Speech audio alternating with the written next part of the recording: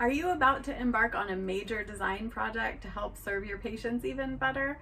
One of the first questions I go over with my clients is, what does the design process look like? What's the overview from start to finish? What are we doing here? So the first thing you're going to want to do is really take a look at your team. Find some team members who have a great ethic that's in alignment with you, who are great communicators, who have expertise in your type of office design, and first and foremost, someone who really listens to you, because in the end, this is your office. We're going to walk away from our beautiful project and you're going to be working in this space for the next 10, 15 years. So find someone who's going to really pay attention to what you want, who knows how to dream big with you, who's going to do the planning and go through that dreaming process. Everything you might want in that office. Once you have those parameters laid out, you're going to start in with your space planning. That means starting to put down on paper exactly what rooms you're going to have and which ones are going to go where. This is always a give and take because everything wants to be near the clinic. So you're going to really think through your patient flow, figure out what serves you best as a practitioner and also your staff and of course your patients. Then once you've got a space plan set, you're going to move into construction documentation. This is your absolute roadmap of every little detail about what's going into your office and where.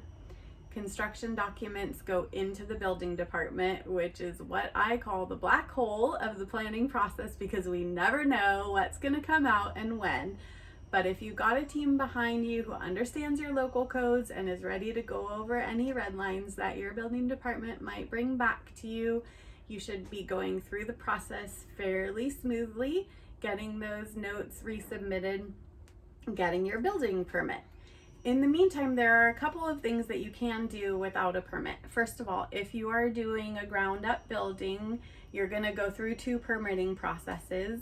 One will be for the zoning and planning department where you get to pick how high your building is and what the footprint is and where it's going to sit on the land. Then that work can begin. So your site work can begin before your construction documentation is complete for the building itself. Also, if you are doing a remodel, demolition can often begin before you get your permit. But double check with your building department and your builder so that you don't get red tagged and have to stop in the middle of your project. Once everything is through to the building department and you're permitted, you're ready to start work. Your contractor should know exactly the order of operations and you can ask them for a job timeline, which will show you which subcontractors are coming in at what time.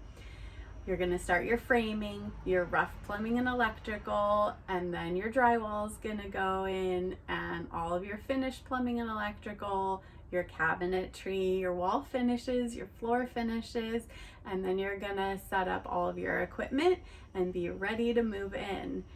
So the process is complicated. It has many moving pieces, and it also has a very logical order of events. So if you need some help understanding more, put your questions in the comments. We talk about functionality issues every Friday, so keep coming back. And of course, if you have a direct question for me, I'm always happy to answer your questions through private message.